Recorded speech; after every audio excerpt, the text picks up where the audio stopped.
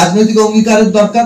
রাজনৈতিক অঙ্গীকার সবাই মিলে বসলেও যে হয় তা না, এমন একটা পলিটিক্যাল ফোর্স তৈরি হতে হয় যে পলিটিক্যাল ফোর্স এই অঙ্গীকার বাস্তবায়ন করার জন্য দৃঢ় প্রতিজ্ঞ থাকবে। তারা মনে করবে যে রাষ্ট্রের এই প্রতিষ্ঠানগুলোকে যদি আমি ওই রাজনৈতিক জনগোষ্ঠী তৈরি করতে চাই এবং রাষ্ট্র হিসেবে অন্য রাষ্ট্রের নিজেকে নিজের মাথা উঁচু করতে চাই, তাহলে আমাদেরকে শিক্ষা প্রতিষ্ঠানের পলিটিক্যাল কন্ট্রোল এবং বরকন্দাজ বাহিনী তৈরি করে সেটা দখলদারিত্ব রাখা, এই নীতি থেকে সরে আসতে হবে। এবং সেইটা যদি আমরা নিশ্চিত করি, তাহলে আমরা গবেষণা পাবো, আমরা সেখানে ওই প্রয়োজনীয় জায়গা পাবো। এগেইন আবারও বলি, সবাই ওই জায়গায় যাবে না, সবাই বিশ্ববিদ্যালয়ে হয়তো পড়বেন না। তাহলে 12 ক্লাস পর্যন্ত যে পড়ছেন তাকে অন্তত পক্ষে 1 থেকে 2 বছরের এমন ফার্দার প্রশিক্ষণের ব্যবস্থা মধ্যবর্তী জায়গায়, কারিগরি অন্যান্য প্রশ্নে তার জায়গা থাকতে হবে, যাতে করে তিনি তার কর্মসংস্থানের প্রশ্নে সবচেয়ে কম্পিটেন্ট এবং সেটাও রাষ্ট্রের দায়িত্ব। বাংলাদেশে যে প্রবাসী লোকেরা আছে, লক্ষ লক্ষ মানুষ এখন কোটি ছাড়িয়েছে, সেই কোটি ছাড়ানো প্রবাসীরা যদি এখানে একটা ন্যূনতম প্রশিক্ষণের ব্যবস্থা থেকে যেতেন, তাহলে তারা আজকে যে আয় করেন তার দ্বিগুণ তিনগুণ আয় করতে সক্ষম হতেন। এখন সেই জায়গায় তো রাষ্ট্রের দায়িত্ব ছিল।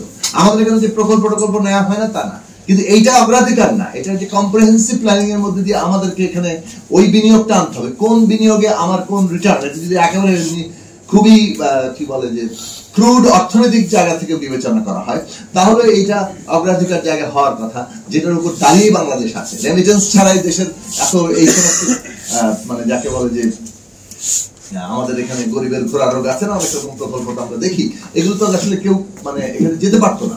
কাজে সেই জায়গাটা থেকে আমরা মনে করি যে রাষ্ট্রের দায়িত্ব হচ্ছে অগ্রাধিকার খাতে এই বিষয়টাকে নিশ্চিত করা। ফলে আমরা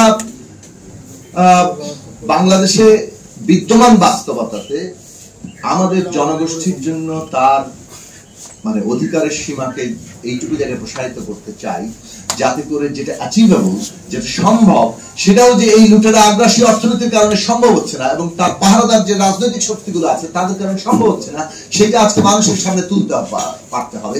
এবং মানুষ যদি সেই কল্পনার জায়গাতে পৌঁছায়, তাহলে তাদেরকে আটকে রাখা যাবে না। সেটা আমাদের অভ্যুত্থান বারবার প্রমাণ করেছে এবং 24শে জুলাই অভ্যুত্থান প্রমাণ করেছে।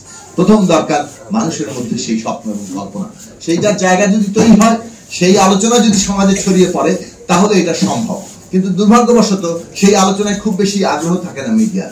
কোথায় পুরনো বন্দোবস্তের কে কার বিরুদ্ধে একটি কথা বললো, ওইটা হচ্ছে প্রধান টকশোর আলোচনা, ওইটা হচ্ছে একটা বিষয়। আজকে এখানে একটা দায়িত্বহীন কমেন্ট করি, কালকেই সেটা নিয়ে আলোচনা শুরু হবে, কিন্তু একটা গুরুত্বপূর্ণ জাতীয় প্রশ্নের পুনর্গঠনের প্রশ্ন নিয়ে আলোচনা কিন্তু ওই তর্কের জায়গা তৈরি করে না। সেটাও সমাজেরই একটা লক্ষণ যে সমাজ আসলে কি কতটা কোনটাকে প্রাধান্য দিয়ে সে এগোয়।